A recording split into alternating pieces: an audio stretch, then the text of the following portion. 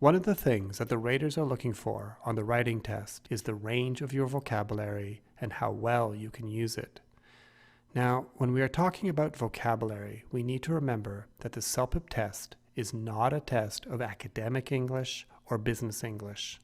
It's a test of general proficiency. That is, the kind of English you'd use in ordinary, day-to-day situations. Your goal isn't to use very rare or unusual words. It's just to use the words that would be most natural and suitable in a particular situation.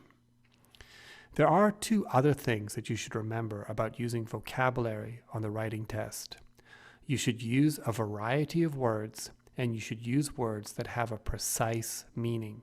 To better understand these 3 points, let's look at an example of Task 2 and some sample responses from test takers.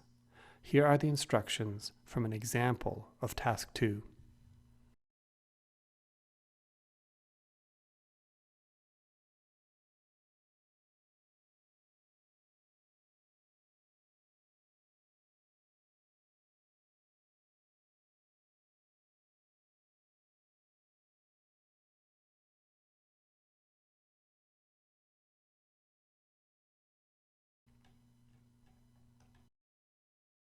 All right, now let's take a look at some sample responses from test takers to help us understand what raters are looking for in terms of vocabulary. Let's start with the first point, using words that are natural and suitable in a particular situation. In this task, test takers are being asked to respond to a survey sent out by their manager.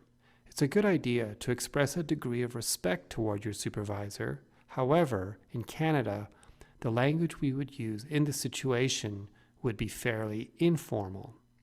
We'd probably address our manager by using his or her first name, and we'd likely start off by saying something like, "Hi, David." Some test takers make the mistake of using language that is too formal for the situation. Take a look at how this test taker started his response for this task. "Respected sir" is far too formal here. It also sounds a bit old-fashioned. As I mentioned earlier, something like "Hi David" would be fine. It shows your dignity and how much you care.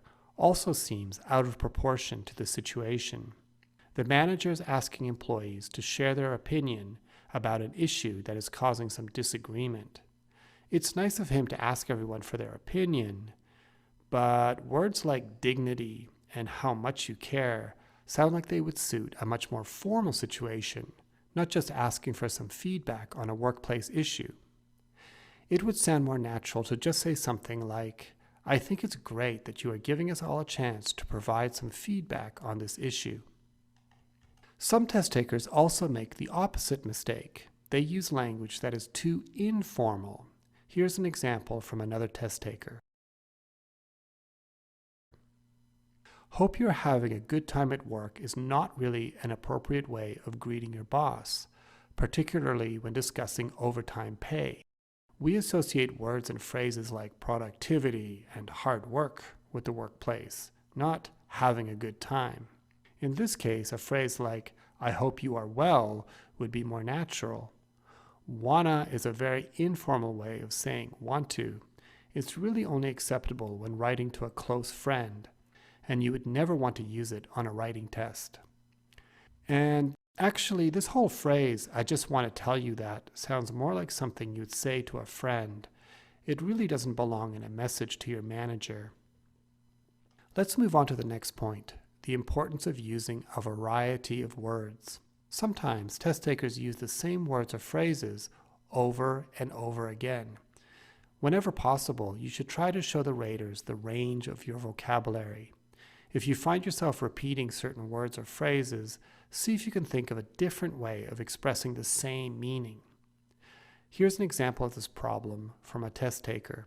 This test taker has repeated the phrase, "do some saving." Instead of using the same phrase twice, the test taker could have used this opportunity to show the range of his vocabulary and said something like, "It will be easy for the employee to put aside some of his or her salary for a rainy day." There is another thing to consider when it comes to showing the raters your ability to use a variety of words in your response. You should try to avoid repeating the words that appear in the instructions. It's much better to come up with a new way of saying the same thing. Here's an example from a test taker.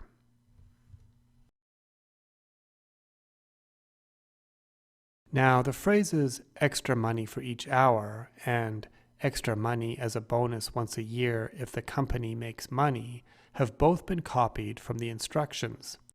See? Here they are. It's not wrong to copy words from the instructions. If you can't think of any other words to use, don't worry about it. However, it is going to impress the raters a lot more if you are able to come up with some different words. Instead of extra money for each hour, the test taker could have said something like at a higher rate for each hour. And instead of extra money as a bonus once a year if the company makes money, she could have said an annual supplement if the company is profitable. That would have demonstrated for the raters a much wider grasp of vocabulary. Okay, now let's move on to the last point, using words that have a precise meaning. You want to avoid words with a vague or general meaning. It's better to use words that will express a specific meaning. This will help you develop your ideas more effectively. Let's take a look at an example of a sentence that lacks precision. Saying that one prefers a particular option because it is more helpful isn't very helpful. It's not going to help the raters to understand why someone thinks it is better to be paid for overtime. It would be an improvement to be more specific and say something like, I would prefer to be paid for overtime because I think it would help motivate me to work harder. By using words that contain specific details, we can develop the reasons that support our preference. Sometimes imprecise word choice can also be a bit confusing. Consider this example from a test taker. I think we can figure out what the test taker means by tiny things. He means something like simple tasks. But tiny things also sounds like it may refer to small objects, which is momentarily quite confusing. It's better to use specific language and avoid confusing the raters. Okay, so in this video we have looked at 3 key points to remember about using vocabulary in your writing response. Number 1, you should use words that are natural and suitable for a particular situation. Number 2, you should use a variety of words. And number 3, you should use words with a precise meaning. Throughout this video, we have used examples from real test takers in order to understand these 3 points. In each case, the examples showed us what not to do on the writing test.